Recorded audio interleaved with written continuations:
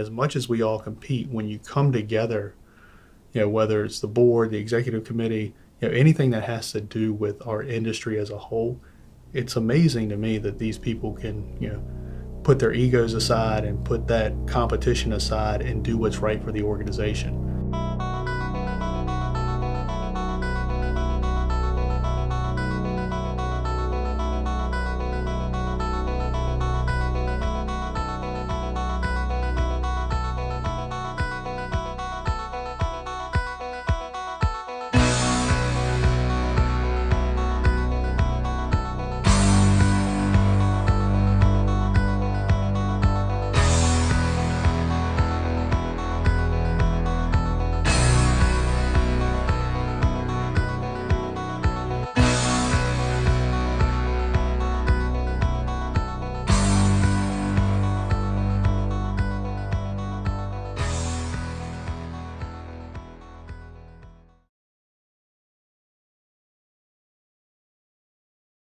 The first meeting my father took me to was in June of 1970. I really didn't get into a great deal of involvement until 1979 when I went on their board. I'd been involved in 78, but basically when I got on the board, I started to take the involvement and see what it could do for our company and what our company could do for the flooring and the construction industry.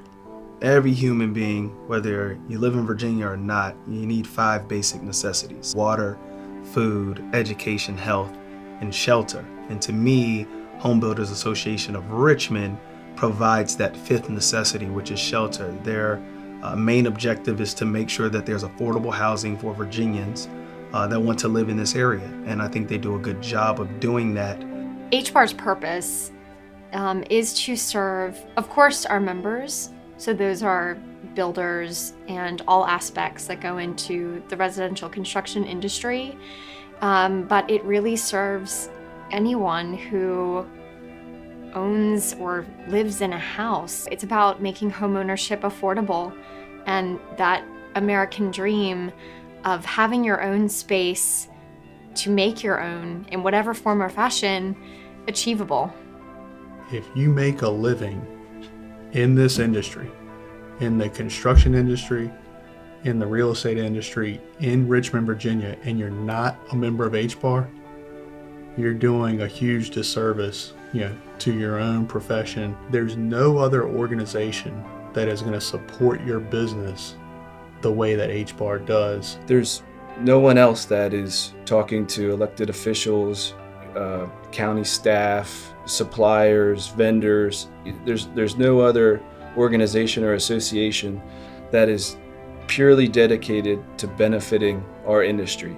In the home building industry, you deal a great deal with local government, zoning cases, public relations with the community.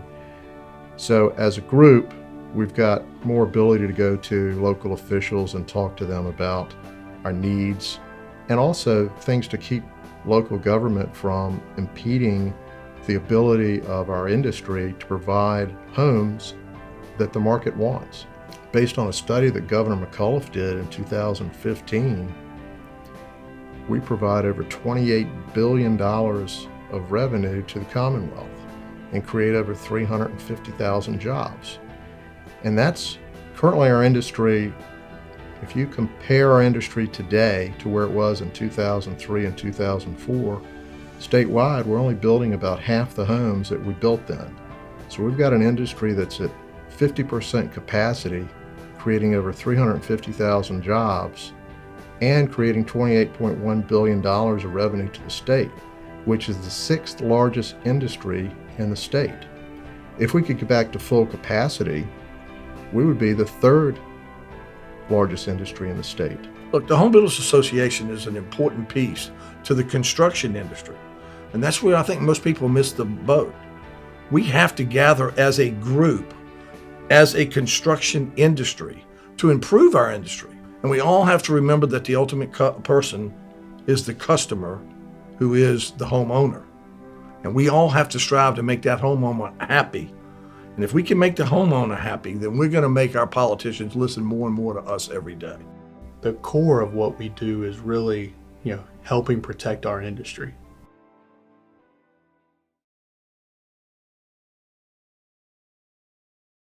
I don't still think today we get it that an associate is an important piece of our association from a standpoint of we need to bring youth in. Not that we don't understand that associates are important, but we need to bring the youth of associates in. And I think that that's a key element in making sure that the association thrives.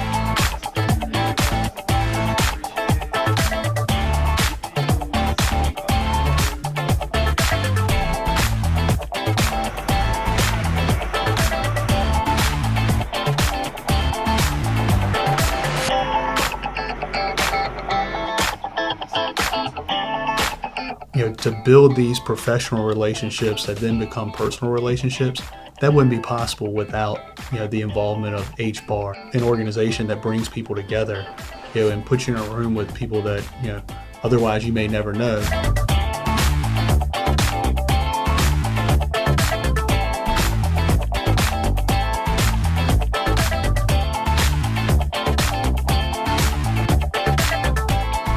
So when you get there to these events, whether it's the golf outing, the Builder Bash, the President's Dinner, any of those events, and you see the same people again and again who are just as active and just as involved, you just naturally build an affinity for these people.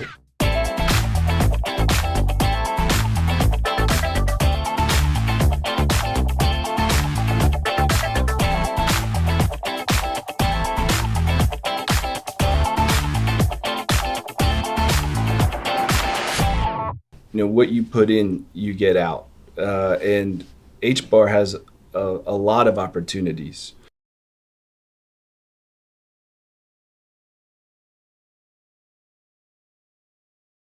One of the things that I'm most proud of being a part of HBAR is the work we do with the Ash Childhood Cancer Foundation. HBAR wanted to find a way to try to give back to the community, and HBAR made Ask its charity partner, and that's been a really great relationship.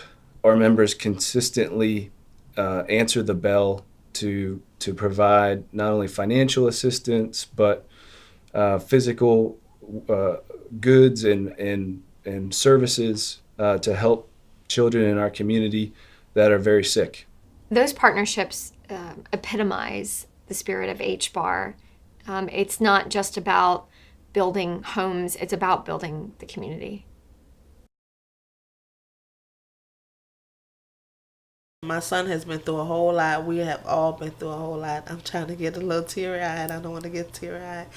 But it's so amazing. I thought I couldn't pull through at first. I really did. And I'm still going through it.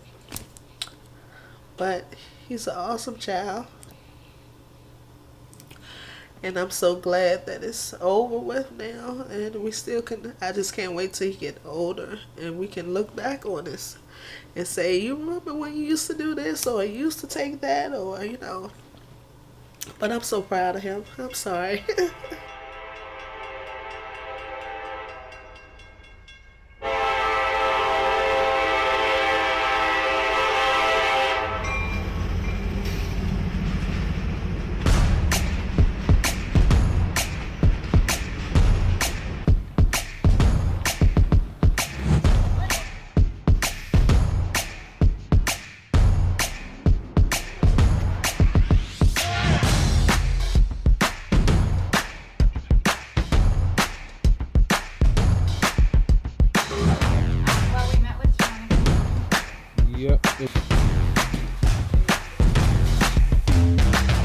So today we are making over Jonathan's bedroom. Incredibly honored to be a part of this. Love working with Ask. A month or so ago, I came and met with Keandra and Jonathan and kind of sat down with them and found out kind of what he really envisioned in his bedroom. He's 10, going on I think 18. So So he's very mature for his age. So he kind of wanted, he called it a teenager's room.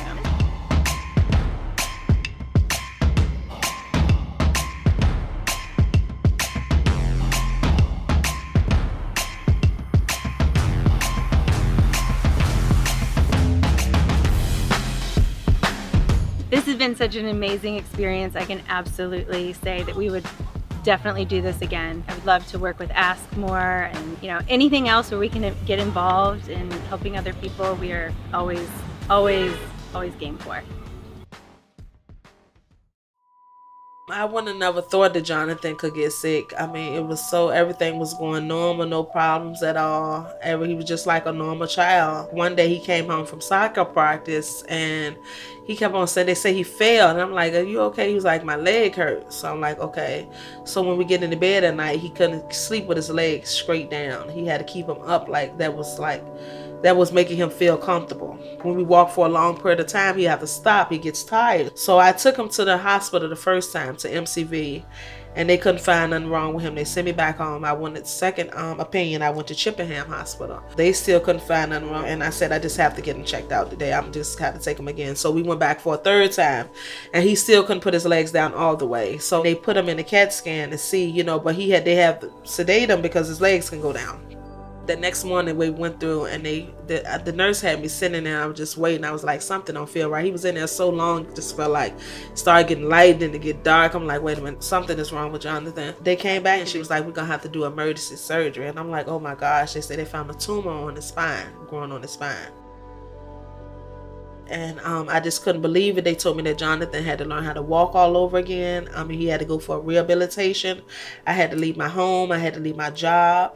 We had to go to Norfolk for 2 months for Jonathan to learn how to walk again. It took a long time. I was so scared. I didn't know what to do. I mean, he was even scared himself, but he was telling me to be okay. But he was really being strong for me. I don't know where he get the strength from, but he'll tell you in a minute that he's a soldier. He's doing much better. He wanted to get back into football, playing football, but we're getting ready to get into the basketball thing. I have the application on the table. Oh, it was so amazing. She just called me one day and she said had a meeting. They was talking about it and Jonathan's name came up. So when she told me, I'm like, oh my gosh, are you serious? And I told him and he was like, well, I'm getting my new, this is like they be on TV, when they come out and just kick you out and bring all your new stuff in. So I'm like, yeah. He's like, well, I know it in that. I was like, yes, they are. He wanted some stuff which his favorite color red, and he wanted the bunk bed that has stuff that like a top bunk, then a bottom bunk that can turn into like a chair when his friends come over and play the game. And he told me to stay out for a few days, so I'm gonna have to stay out, I guess, for a few days.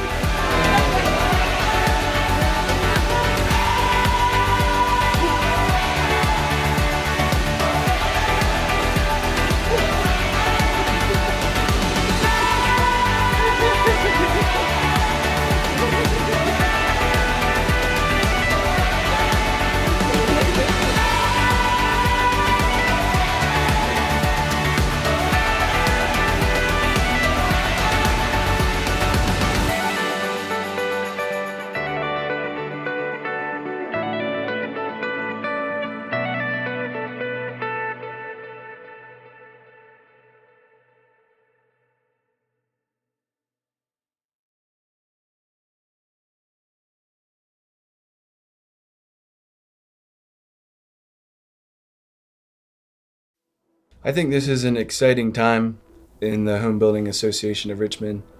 We have a dynamic board of directors and a very talented executive committee. I really do see a wonderful situation for HBAR. And the reason it is because we have so many young people that are taking interest in our association. I mean, look at them, John Waters and Shane Burnett. I don't know how old they are, but I consider them to just be young bucks. And that's what we have to have. We don't need the Ralph Costin Juniors of the world.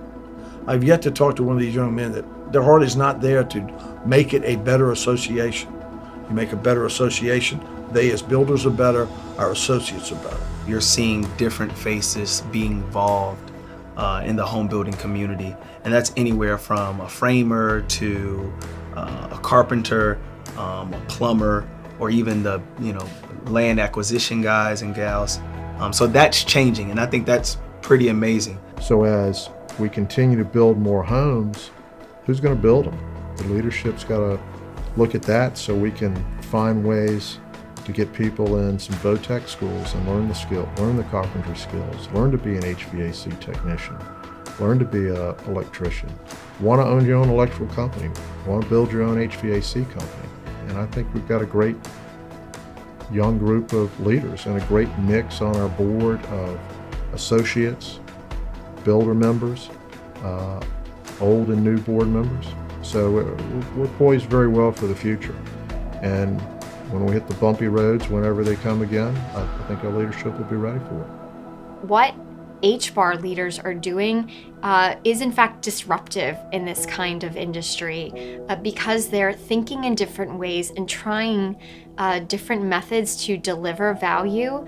And that is what will make HBAR succeed and is already proving to make it succeed. You'll make connections that will, help you later in life. When I was trying to decide if I was going to sell my business to my partner or stay as a partner of Perkins & Holmes, I consulted 3 people that are, former members of HBAR. And it was the advice of those people who I would have never known was it not for HBAR that really helped me make what I think was a good decision. Whether it was working with the community or working with builders or working side by side with associates, the Home Builders Association has always been fun and fellowship with family included. And I think when you have all those things in one group and we understand how important they are, and for me now in my life today at 70, faith is another one that's very important to me. And so we take those things and we go with them thinking that we need to ensure that all 4 of those pieces are important, that we tie all that together to make the Home Builders Association work. And I think if I could end on one note, that would be the note I'd like to end on, that we need to make all 4 of those come together and work to make our community a better community. And through Home Builders, we'll do that.